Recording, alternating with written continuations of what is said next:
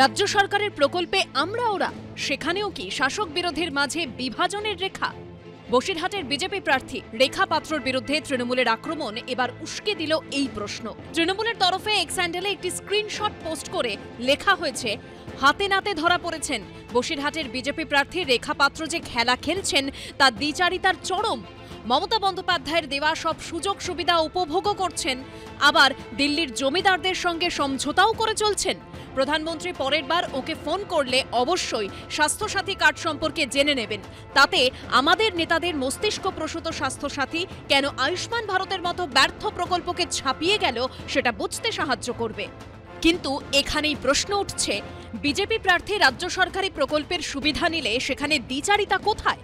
রাজ্য সরকারি প্রকল্পের সুবিধা তো রাজ্যের যে কোনো মানুষই নিতে পারেন, সেই সুবিধা নিলে তৃণমূলের বিরোধিতা করা যাবে না, এমনটা কোথায় বলা আছে? তৃণমূল কংগ্রেস কি বলতে চাইছে? সরকারি সুবিধা নিতে গেলে তৃণমূল করতে হবে, তৃণমূল কংগ্রেস করতে হবে। প্রধানমন্ত্রী যে সুযোগ সুবিধাগুলো দেয় পশ্চিমবাংলায়, প্রধানমন্ত্রী কিন্তু একবারও বলেনি যে এই সুযোগ সুবিধাগুলো করতে গেলে বিজেপি করো। এই প্রসঙ্গে অনেকে মনে করিয়ে দিচ্ছেন অভিষেক বন্দ্যোপাধ্যায়ের এই পুরনো মন্তব্য। আলিপুরদুয়ারে 5টা সিটের মধ্যে 5টাতেই তৃণমূল হেরেছে, জলপাইগুড়ির 7টার মধ্যে 4টে হেরেছে, কিন্তু এই একটা লোক বলতে পারবে না জলপাইগুড়ি হোক, আলিপুরদুয়ার হোক, কুচবিহার হোক, যেখানে ভারতীয় জনতা পার্টি জিতেছে, একটা গ্রামের কোনো লোক বা এলাকার কোনো লোক বা অঞ্চলের কোনো মহিলা বলতে পারবে না যে আমি বিজেপি করি কিন্তু লক্ষ্মীর ভান্ডার পাই না। এই প্রেক্ষাপটে বিরোধীরা প্রশ্ন তুলছে, তাহলে বিজেপি প্রার্থীর স্বাস্থ্যসাথীর সুবিধা পাওয়া নিয়ে তৃণমূল প্রশ্ন তুলছে কি করে? সাধারণ মানুষের করের টাকায় চলা সরকারি প্রকল্পে তৃণমূলের একার অধিকার নাকি? আমি জিজ্ঞেস করি ওই ভাটাংশুকে, ওরা কি তৃণমূল কংগ্রেসের পৈতৃক সম্পত্তি নাকি স্বাস্থ্যসাথীর কার্ডের টাকা? আমরা কোন স্কিম বলি বিজেপি স্কিম, আমরা বলি ভারত সরকারের অর্থ মোদিজি চালু করেছেন। কি সাহস!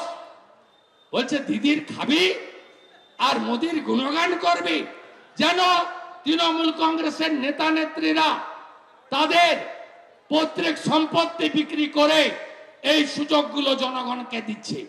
গোটা রাজ্যটা দেউলিয়া। কি দিয়েছেন আপনারা? মায়েরা ঝাঁটা ধরবেন না, ধরবেন না ঝাঁটা।